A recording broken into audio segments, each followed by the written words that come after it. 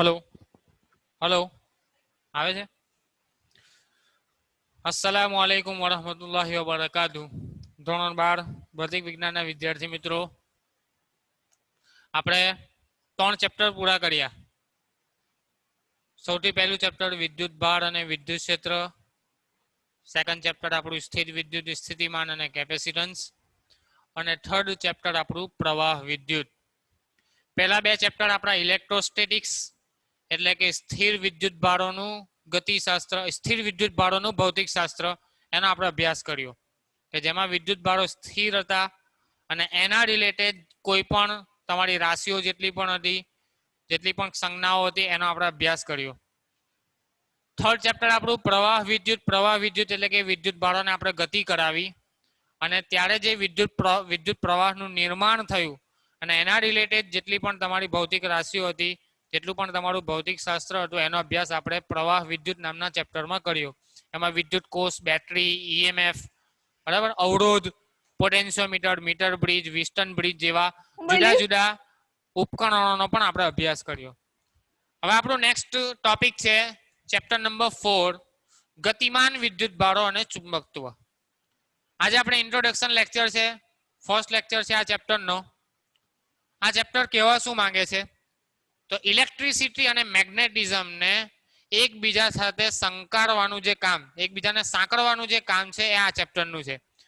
કે તમારો વિદ્યુત ભાર છે અને વિદ્યુત ક્ષેત્ર છે એ મેગ્નેટિઝમ એટલે કે ચુંબકત્વ સાથે કઈ રીતે સંકળાયેલું છે એની વાત આપણે આ ચેપ્ટરમાં કરવાની છે.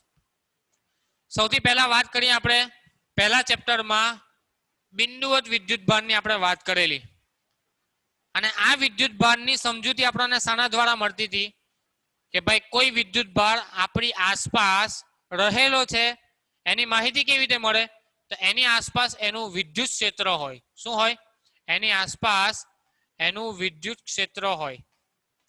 કોઈ પણ બિંદુવત વિદ્યુત ભાર હોય કે પછી ડાયપોલ હોય કે ગોળો હોય, કોઈ પણ વિદ્યુત ભાર હોય, તો પહેલા ચેપ્ટર મુજબ આપણે એવું કહેતા હતા કે કોઈ પણ સૂક્ષ્મ વિદ્યુત ભારથી લઈને મોટામાં મોટો વિદ્યુત ભાર એ પોતાની આસપાસના વિસ્તારમાં એક ક્ષેત્ર ઉત્પન્ન કરે અને આપણે વિદ્યુત ક્ષેત્ર નામ આપતા હતા. બરાબર છે. સેકન્ડ ચેપ્ટરમાં આપણે શું કર્યું? આ જે વિદ્યુત ભાર હતો સૂક્ષ્મથી લઈને મોટામાં મોટો વિદ્યુત ભાર, એને આપણે ગતિ કરાવી. કેવી રીતે ગતિ કરાવતા હતા? તો ઈએમએફ આપીને, પોટેન્શિયલ ડિફરન્સ એપ્લાય કરીને. કોઈક વાહક તાર હોય, એ વાહક તાર સ્થિર છે તો એમાં વિદ્યુત ભાર સ્થિર છે, એની આસપાસ વિદ્યુત ક્ષેત્ર હશે. પણ આ તારને હું બેટરી સાથે કનેક્ટ કરી દઉં, કોઈક 5 વોલ્ટની કે 9 વોલ્ટની બેટરી સાથે કરંટ પાસ કરું તો તારમાંથી કરંટ પસાર થશે. કરંટ પસાર થશે એટલે કે એમાંથી વિદ્યુત ભારો વહન પામશે. વાહક તારમાંથી શું થશે? વિદ્યુત ભારોનું વહન થશે. I જેટલો કરંટ પાસ થશે. આ કરંટ પાસ થવાથી શું થાય? એની આસપાસ જે વિદ્યુત ભારો ગતિ કરતા હોય એની આસપાસના વિસ્તારમાં વિદ્યુત ક્ષેત્ર તો ઉત્પન્ન થશે જ, એની સાથે સાથે ચુંબકીય ક્ષેત્ર પણ ઉત્પન્ન થાય છે. એવું અવલોકન કેટલાક વૈજ્ઞાનિકોએ કરેલું કે પ્રવાહ આધારિત તારમાંથી જ્યારે વિદ્યુત પ્રવાહ પસાર કરવામાં આવે ત્યારે વિદ્યુત ભારો ગતિ કરતા હોય અને આ ગતિ કરતા વિદ્યુત ભારોને કારણે એની આસપાસના વિસ્તારમાં વિદ્યુત ક્ષેત્ર ઉપરાંત ચુંબકીય ક્ષેત્ર પણ ઉત્પન્ન થાય છે. હવે આ શરૂઆત કઈથી થયેલી? આ વસ્તુના પ્રયોગોની શરૂઆત કેવી રીતે થઈ? તો સૌ પ્રથમ 1802 ની સાલમાં, જે તમારી બુકમાં તો નથી આપ્યું પણ હિસ્ટ્રી છે, 1802 ની સાલમાં રોમેગ્નોસી નામના વૈજ્ઞાનિકે, રોમેગ્નોસી અંગ્રેજી નામ છે, ઇટાલિયન વૈજ્ઞાનિક છે. તો 1802 ની સાલમાં રોમેગ્નોસી નામના વૈજ્ઞાનિકે એવો ખ્યાલ આપેલો કે જ્યારે તારમાંથી વિદ્યુત પ્રવાહ પસાર થતો હોય, આ માની લો કે વાહક તાર છે, એમાંથી વિદ્યુત પ્રવાહ પસાર થાય છે, એની નજીક ચુંબકીય સોયને મૂકવું. કોને? ચુંબકીય સોય એટલે કે હોકાયંત્ર. હોકાયંત્રને એની નજીક મૂકવું તો ચુંબકીય સોય કોણાવર્તન દર્શાવે છે. આ જે એને ખ્યાલ આપેલો એ ખ્યાલને ઇટાલીના ન્યૂઝપેપરમાં એને છપાવ્યો. આ ખ્યાલ જ્યારે છપાયો તો લોકોએ એની અવગણના કરી કે યાર ગપ્પા મારે છે, યાર કેવી વાત કરે છે, વિદ્યુત પ્રવાહ આધારિત તારમાંથી પ્રવાહ પસાર આજુબાજુ કઈ ચુંબકીય ક્ષેત્ર હોતું હશે? તો એની જે વાતને એને નકારી દીધી. લોકોએ શું કર્યું? એ ન્યૂઝપેપરને ફાડી નાખ્યા કે આવું કંઈ બની શકતું નથી, આવું કંઈ શક્ય નથી. પણ આ જે અવલોકન થયું એને એક વૈજ્ઞાનિક ઓસ્ટેડ નામના વૈજ્ઞાનિકે એને ફરીથી પ્રમાણિત કર્યું. શું કર્યું? ફરીથી પ્રમાણિત કર્યું. 1820 ની સાલમાં, ઈસવીસન 1820 ની, એટલે કે લગભગ રોમેન્ગનોસીના 18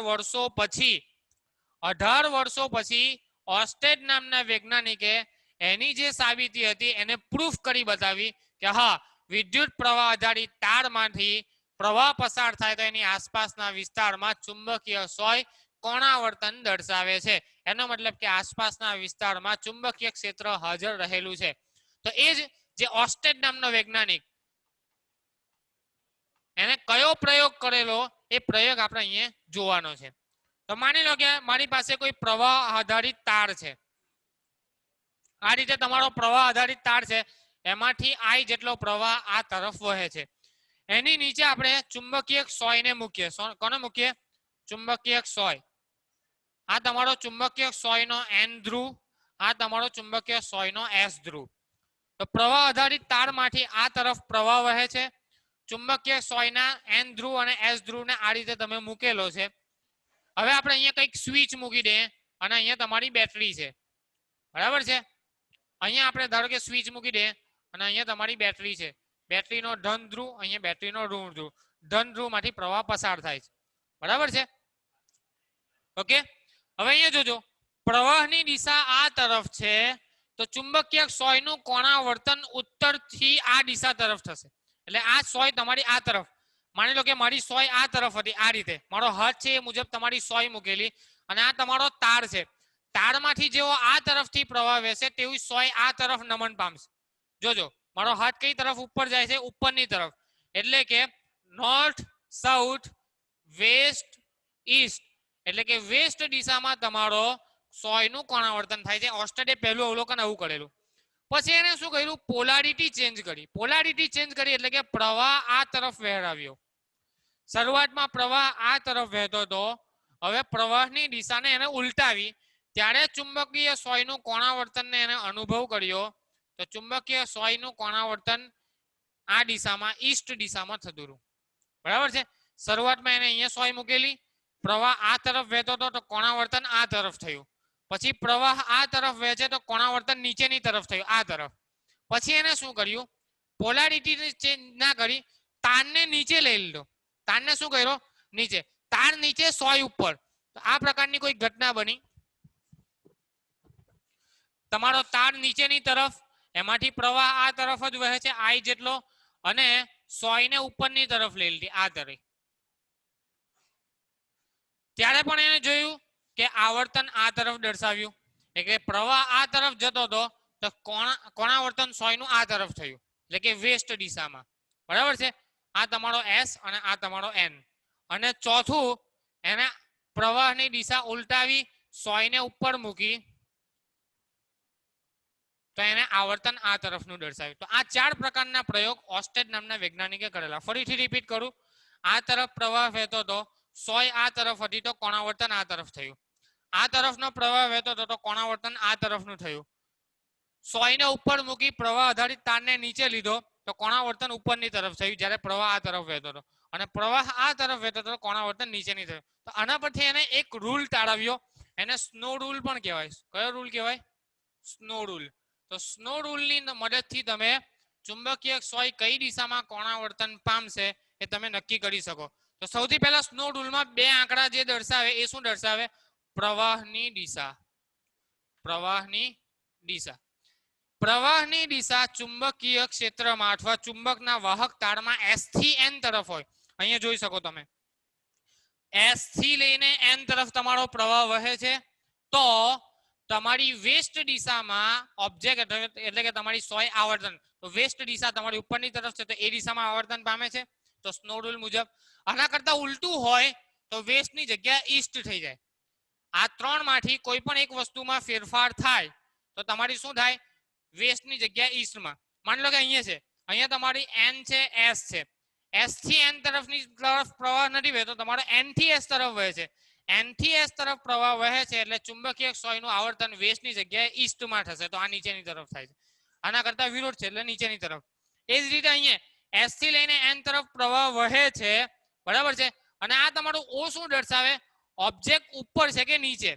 ઓબ્જેક્ટ આ તમારો રિયલ કન્ડિશન છે, એના કરતા ઉલટું હોય, ઓબ્જેક્ટ તમારો નીચે તરફ હોય, આ પ્રવાહ આધારિત તાર તમારો 100 કરતા નીચેની તરફ હોય તો પણ તમારી દિશા ઉલટાઈ જાય. તો અહીંયા તમારો ઓબ્જેક્ટ નીચે આવી ગયો, ભલે પ્રવાહની દિશા આ તરફ હતી અને ઓબ્જેક્ટ તમારો ઉલટાયો એટલે તમારું આવર્તન આ તરફ આવશે. તો સ્નો રૂલ મુજબ તમે આવર્તનની દિશા નક્કી કરી શકો છો.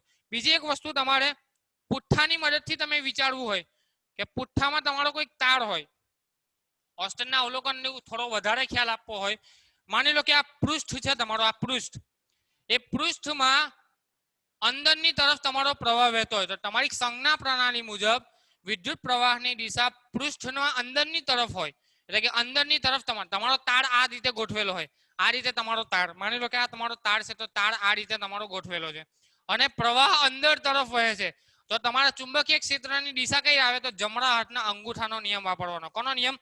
જમણા હાથના અંગૂઠાનો નિયમ. આ મારો જમણો હાથ છે, જમણા હાથના અંગૂઠાનો નિયમ.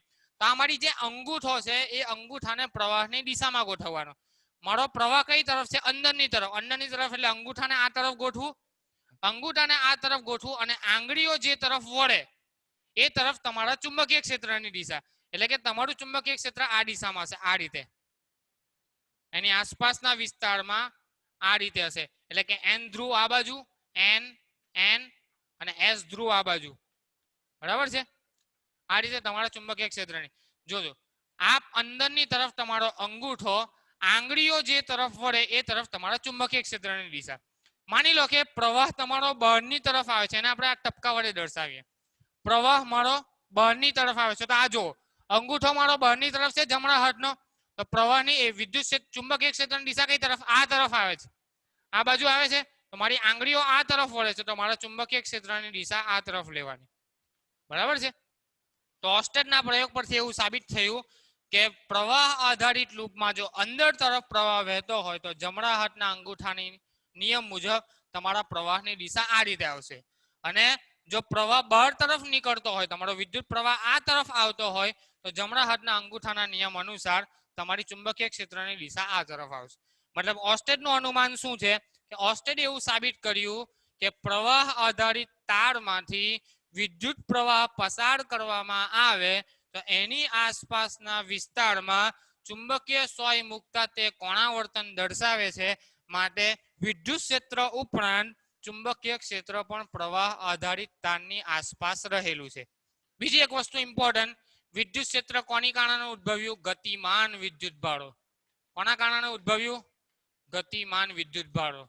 તો વિદ્યુત ભારો જ્યારે ગતિ કરતા હોય ત્યારે જ ચુંબકીય ક્ષેત્ર ઉત્પન્ન થાય. સ્થિર વિદ્યુત પ્રવાહમાં ચુંબકીય ક્ષેત્ર ઉત્પન્ન થતું નથી.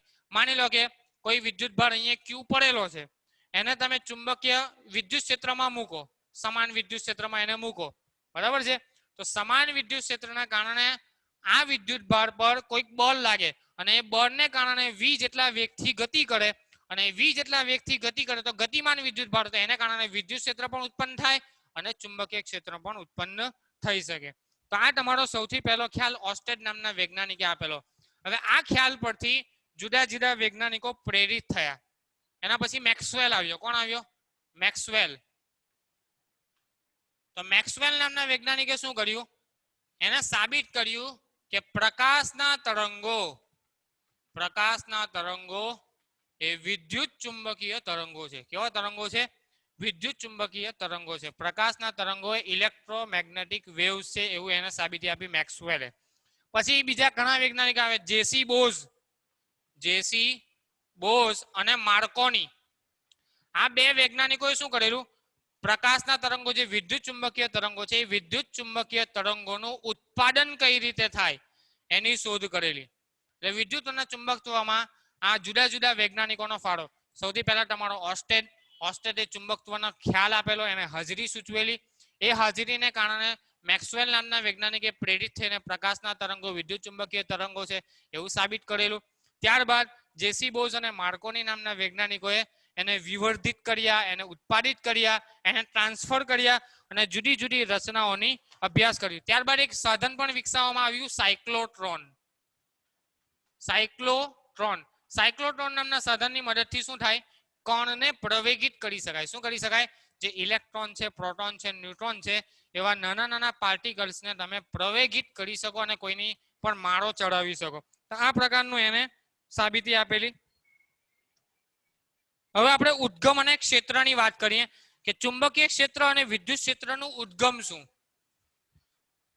તમે ભણીને આવ્યા છો અને અગાઉના ચેપ્ટરમાં વિદ્યુત ક્ષેત્ર કેટલું હોય તો કોઈ વિદ્યુત ભાર સ્થિર છે, માની લો કે Q જેટલો વિદ્યુત પ્લસ Q જેટલો વિદ્યુત ભાર છે, એ તમારો સ્થિર છે, તો એની આસપાસના વિસ્તારમાં કેટલું વિદ્યુત ક્ષેત્ર હોય તો એના માટેનું આપણે સૂત્ર તાળવેલું સદિશ E is equal to KQ ના છેદમાં R² ઇન્ટુ R કેરેટ.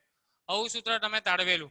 તો વિદ્યુત ક્ષેત્રનું ઉદ્ગમ શું છે કે કોઈ પણ સ્થિર વિદ્યુત ભાર પોતાની આસપાસ અમુક રેડિયસમાં અથવા અમુક ત્રિજ્યામાં વિદ્યુત ક્ષેત્ર ઉત્પન્ન કરે અને એ વિદ્યુત ક્ષેત્રનું મૂલ્ય અગાઉના ચેપ્ટર મુજબ E is equal to KQ by R² into R caret જેટલું હોય. માની લો કે આ વિદ્યુત ભારના ક્ષેત્રમાં કોઈ સૂક્ષ્મ વિદ્યુત ભારને આપણે લાવીએ. શું કરીએ? આ પ્લસ Q વિદ્યુત ભાર હતો એના વિદ્યુત ક્ષેત્રમાં આપણે પ્લસ સૂક્ષ્મ વિદ્યુત ભારને આપણે લાવીએ તો શું થાય? આને કારણે આની પર બળ લાગે. શું લાગે? બળ લાગે. અને એ બળ કેટલા મૂલ્યનું હોય તો F ઇઝ ઇક્વલ ટુ તમને ખબર છે QE જેટલું બળ લાગે. કેટલું બળ લાગે? F is equal two QE જેટલું. માટે Q ઇન્ટુ E ની વેલ્યુ છે તમારી KQ ના છેદમાં R² ઇન્ટુ R કેરેટ. હવે બળ લાગ્યું એટલે શું થાય? આ ભાઈ પ્રવેગિત થાય. પ્રવેગિત થાય એટલે ગતિ કરે.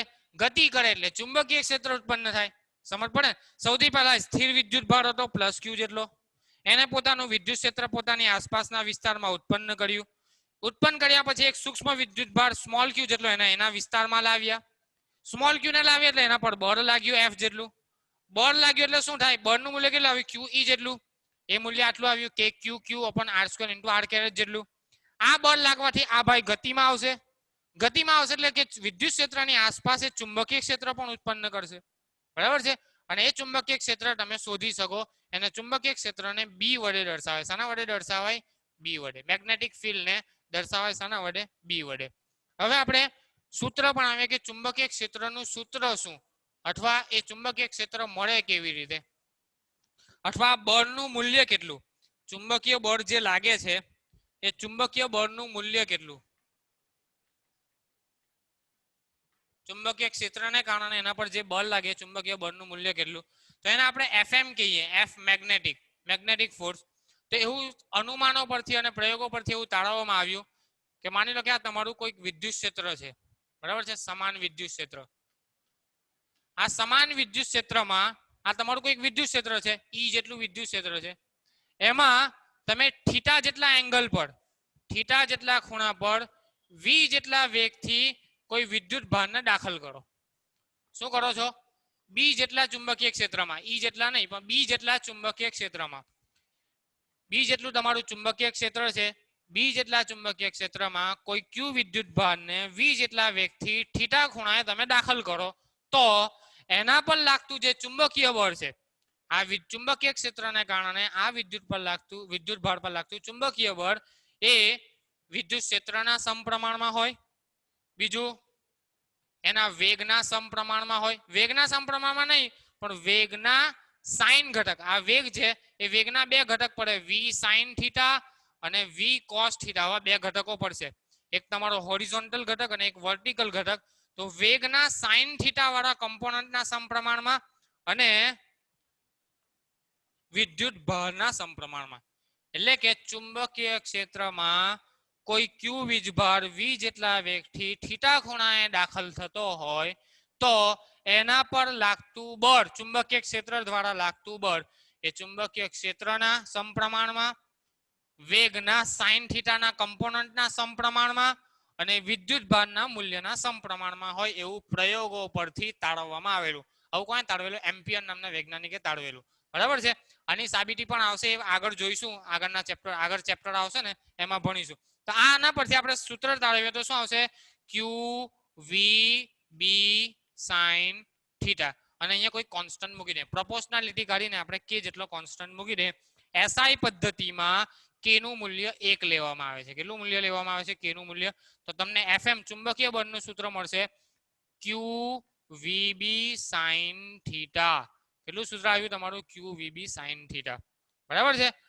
હવે વીબી સાઇન થીટા છે એને તમે વી ક્રોસ બી પણ લખી શકો તો એફએમ બરાબર તમે એવું લખી શકો ક્યુ કાઉન્સમાં we cross B cross product તમને ખબર છે કોઈ પણ બે સદિશનો ક્રોસ પ્રોડક્ટ હોય તો વીબી સાઇન થીટા લખાય તો આ તમારો ક્રોસ પ્રોડક્ટ છે. હવે તમને ચુંબકીય બળની દિશાની વાત કરું તો ચુંબકીય બળની દિશા તો ક્રોસ પ્રોડક્ટનો એક ગુણધર્મ છે 11મા ધોરણમાં તમે સદિશ ચેપ્ટરમાં ભણ્યા હશો કે બે સદિશો પરસ્પર લંબ હોય ક્રોસ પ્રોડક્ટ એટલે શું પરસ્પર લંબ તો એ બંનેની દિશામાંનો એકમ સદિશ બંનેને લંબ આવે તો તમારી જે બળની દિશા એ વી અને બી ને લંબ આવશે તો આ તમારું બી છે આ તમારું વી છે બંનેને લંબ તમારા ચુંબકીય બળની દિશા તો ચુંબકીય બળ કઈ દિશામાં લાગશે આ દિશામાં તમારો આ વી બી જો આ તમારો વી સદિશ છે આ તમારો બી સદિશ છે વી અને બી બંનેનો ક્રોસ પ્રોડક્ટ તો ચુંબકીય બળ તમારું ઉપરની તરફ બરાબર છે. આ રીતે હોય તો વી આ રીતે છે બી આ રીતે તો ચુંબકીય બળ નીચેની તરફ તો આ દિશામાં તમારું વી અને બી નું ચુંબકીય બળની દિશા આવશે કે વી અને બી બંનેને લંબ હોય એવી દિશામાં તમારું ચુંબકીય બળ લાગશે બરાબર છે. હવે સાઇન થીટા માટે સ્પેશિયલ કેસ વાપરીએ તો સાઇન 90 ની કિંમત 1 છે તો આપણે થીટા બરાબર 90 ડિગ્રી લઈ લઈએ એનો મતલબ કે આ સાઇન થીટા તમારું 90 ડિગ્રી તમારો વી જેટલા વેગથી આ રીતે દાખલ થાય છે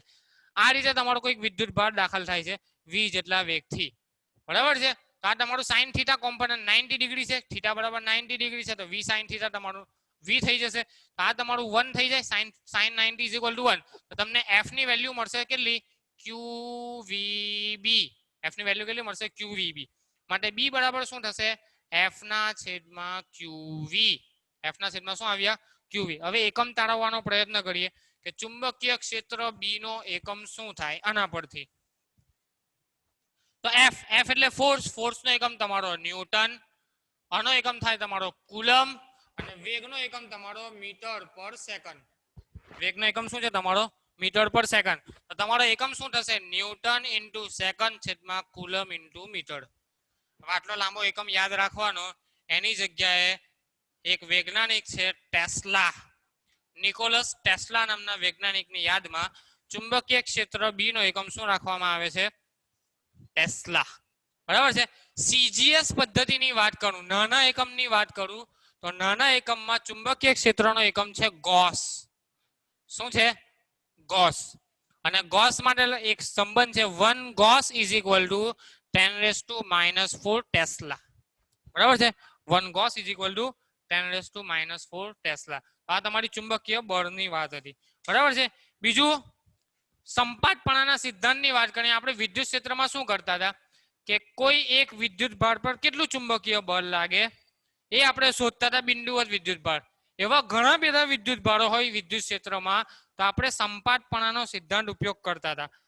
તમને યાદ હોય તો માની લો કે આ તમારી કોઓર્ડિનેટ સિસ્ટમ હોય એ કોઓર્ડિનેટ સિસ્ટમમાં કોઈ એક બિંદુવત વિદ્યુત ભાર હોય અહીંયા તમારો પરીક્ષણ વિદ્યુત ભાર Q હોય આના વિદ્યુત ક્ષેત્રને કારણે આના પર કંઈક બળ લાગે એ બળ તમારું Q1 ઇન્ટુ E જેટલું હોય બરાબર છે આનું વિદ્યુત ક્ષેત્ર ગુણ્યા Q1 તો આ તમારો એક વિદ્યુત ભાર માટે હતો બરાબર છે. માની લો કે અસંખ્ય વિદ્યુત ભાર હોય Q1 Q2 Q3 Q4 તો તમે શું કરતા હતા સંપાતપણાનો સિદ્ધાંત યુઝ કરતા હતા કે નહીં એ જ રીતે વિદ્યુત ક્ષેત્રમાં જે રીતે સંપાતપણાના સિદ્ધાંતની મદદથી વિદ્યુત બળ શોધતા હતા એ જ રીતે ચુંબકીય ક્ષેત્રમાં પણ સંપાતપણાના સિદ્ધાંતની મદદથી તમે પરિણામી ચુંબકીય ક્ષેત્ર મેળવી શકો જુદા જુદા વિદ્યુત ભારોને કારણે બરાબર છે.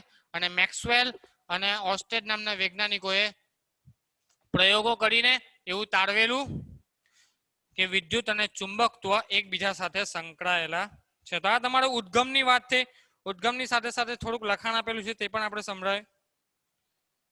ક્ષેત્રના આ ખ્યાલને ફેરેડે વિશેષ આગ્રહ રાખ્યો અને મેક્સવેલે વિદ્યુત અને ચુંબકત્વનું એકાકીકરણ કર્યું અને તેમાં તેનો ઉપયોગ કર્યો. અવકાશમાં દરેક બિંદુ સ્થાન પર આધારિત સમય સાથે બદલાઈ શકે કોઈક બિંદુએ વિદ્યુત ક્ષેત્ર એક વધુ વિદ્યુત ભારોને કારણે હોઈ શકે આપણે વાત કરી સંપાતપણાના સિદ્ધાંતની તો જો વધારે વિદ્યુત ભારો હાજર હોય તો આ ક્ષેત્રનો સદિશ સરવાળો થાય છે જે આપણે પ્રકરણ 1 માં વિદ્યુત ક્ષેત્રમાં સંપાતપણાના સિદ્ધાંત તરીકે ઓળખીએ છે. બીજું તમારું છે લોરેન્ઝ બળ. નેક્સ્ટ ટોપિક છે તમારો લોરેન્ઝ બળ. આપણે થોડી વાત કરી એ મુજબ સ્થિર વિદ્યુત ભાર હોય તો શું ઉત્પન્ન થાય વિદ્યુત ક્ષેત્ર ઉત્પન્ન થાય. ગતિમાન વિદ્યુત ભાર હોય તો શું ઉત્પન્ન થાય નિયમિત વેગથી v જેટલા વેગથી ગતિ કરતો હોય તો વિદ્યુત ક્ષેત્ર પણ ઉત્પન્ન થાય અને ચુંબકીય ક્ષેત્ર પણ ઉત્પન્ન થાય. માની લો કે વિદ્યુત ભાર તમારો પ્રવેગિત ગતિ કરે છે. કેવી ગતિ કરે છે? પ્રવેગિત ગતિ, એક્સેલરેશન વાળી ગતિ, નિયમિત વેગથી નહીં પણ પ્રવેગિત ગતિ કરે છે.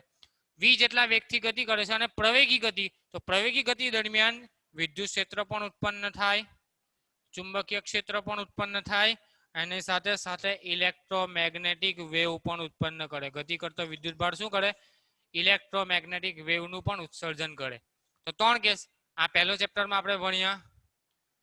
આના આગળના ચેપ્ટરમાં આપણે ભણીશું ચુંબકત્વ અને દ્રવ્ય નામનું ચેપ્ટર છે અને ઇલેક્ટ્રોમેગ્નેટિક ઇફેક્ટ, વિદ્યુત પ્રવાહની ચુંબકીય અસરો નામના જે ચેપ્ટર છે એની આપણે ચર્ચા કરીશું. ત્યારે આનો અભ્યાસ કરીશું કે જ્યારે પ્રવેગિત વિદ્યુત ભાર ગતિ કરતો હોય ત્યારે શું થાય. આપણે આ ચેપ્ટરમાં આ અભ્યાસ કરવાનો છે કે ગતિ કરતો વિદ્યુત ભાર v જેટલા વેગથી ગતિ કરતો હોય તો એના પર વિદ્યુત ક્ષેત્ર અને ચુંબકીય ક્ષેત્ર બંને ઉત્પન્ન થાય અને એ બંને બળ લાગે. વિદ્યુત ક્ષેત્રના કારણે પણ વિદ્યુત ભાર પર બળ લાગે, ચુંબકીય ક્ષેત્રને કારણે પણ વિદ્યુત ભાર પર બળ લાગે અને એ બંને બળોનું કુલ એડિશન બળ કેટલું થાય એને આપણે વિકસાવવાનો પ્રયત્ન કરીએ. તો એ બળ તમને લોરેન્ઝ નામના વૈજ્ઞાનિકે આપેલું. કોણે આપેલું?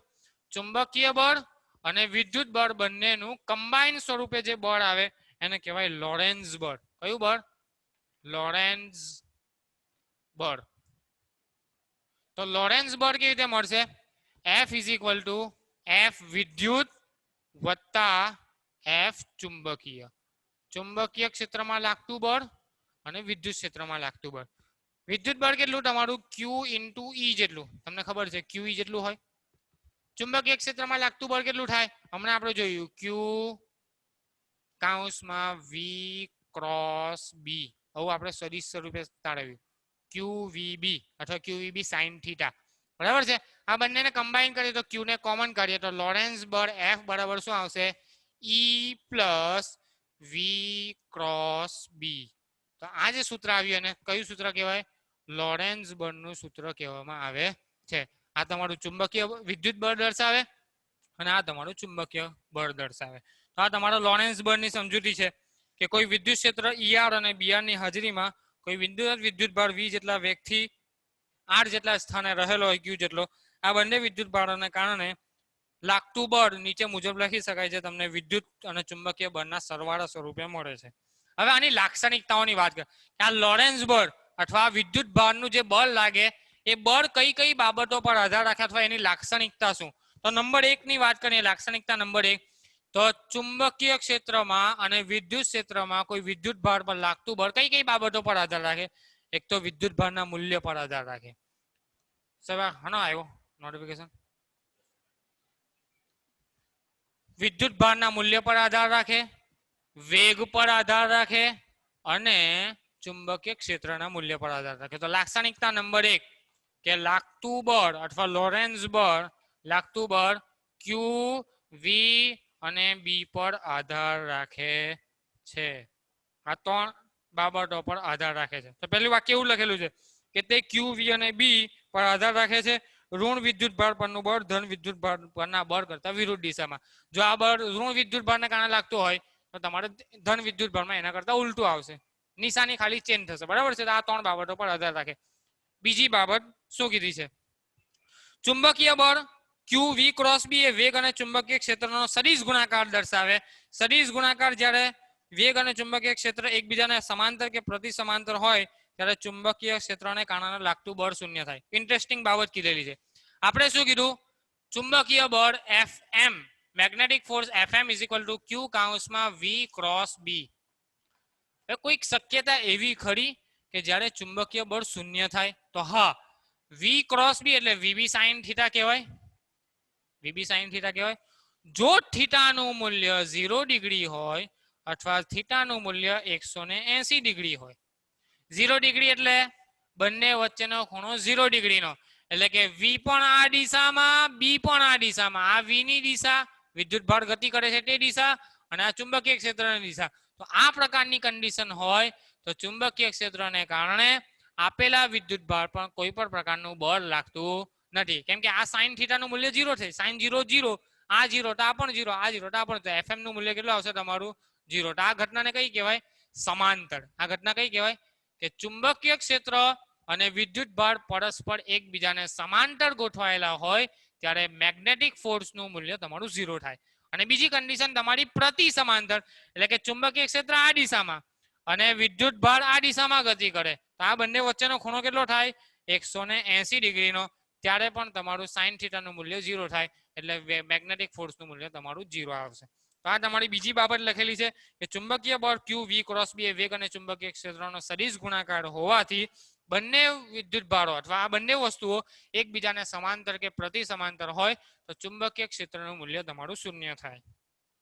અને એ કેવી રીતે મેળવી શકાય તો જમણા હાથના અંગૂઠાના નિયમ પ્રમાણે તમે કાઢી શકો ચુંબકીય ક્ષેત્રની દિશા, તે તમને આકૃતિમાં આપેલી છે. ત્રીજું કીધેલું છે જો વિદ્યુત ભાર ગતિ ન કરતા હોય, અગત્યની બાબત મેં પહેલા જ કીધું, સ્થિર વિદ્યુત ભાર હોય તો ખાલી વિદ્યુત ક્ષેત્ર ઉત્પન્ન થાય, ગતિમાન વિદ્યુત ભાર હોય તો વિદ્યુત ક્ષેત્ર પણ ઉત્પન્ન થાય, ચુંબકીય ક્ષેત્ર પણ ઉત્પન્ન થાય, v જેટલા વેગથી ગતિ કરતો હોય. હવે માની લો કે વિદ્યુત ભાર ગતિ કરતો જ નથી, એનો વેગ 0 છે, વેગ 0 છે તો આ 0 છે, આ 0 છે તો fm પણ તમારું 0. એટલે વિદ્યુત ભાર જો ગતિ કરતા ન હોય તો એની આસપાસના વિસ્તારમાં ચુંબકીય ક્ષેત્ર ઉત્પન્ન થતું નથી. બરાબર છે. એટલે ચુંબકીય ક્ષેત્ર only for applicable for motion charge, જે ચાર્જ તમારા મોશનમાં હોય, જે ગતિમાન વિદ્યુત ભારો હોય એના માટે તમારું ચુંબકીય ક્ષેત્ર ઉત્પન્ન થાય. તો આ 3 બાબતો તમારી લાગી શકે. હવે જુદા જુદા મૂલ્યો આપેલા છે તમને ચુંબકીય ક્ષેત્રના. તો તમારી ન્યુટ્રોન તારાની જે સપાટી છે, ન્યુટ્રોન નામના જે તારાની સપાટી છે એનું ચુંબકીય ક્ષેત્ર 10⁸ ટેસ્લા જેટલું છે.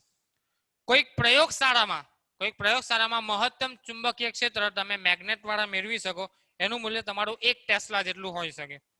નાનો જે લંબચોરસ ચુંબક હોય, ગજ્યો ચુંબક હોય, બાર મેગ્નેટ, એનું ચુંબકીય ક્ષેત્ર 10⁻² ટેસ્લા જેટલું હોય. પૃથ્વીની સપાટી પર જે વિદ્યુત ભારો છે એને કારણે ગતિમાન વિદ્યુત ભારો છે, વીજળી થાય, વાવાઝોડું થાય, એને કારણે જે વિદ્યુત ભારો ગતિમાં હોય એને કારણે ઉદ્ભવતું જે ચુંબકીય ક્ષેત્ર એ 10⁻5 ટેસ્લાના ક્રમનું હોય. અને મનુષ્યના જે ચેતાતંતુ હોય એનું ચુંબકીય ક્ષેત્ર 10⁻10 ટેસ્લા, ખૂબ નાનું હોય.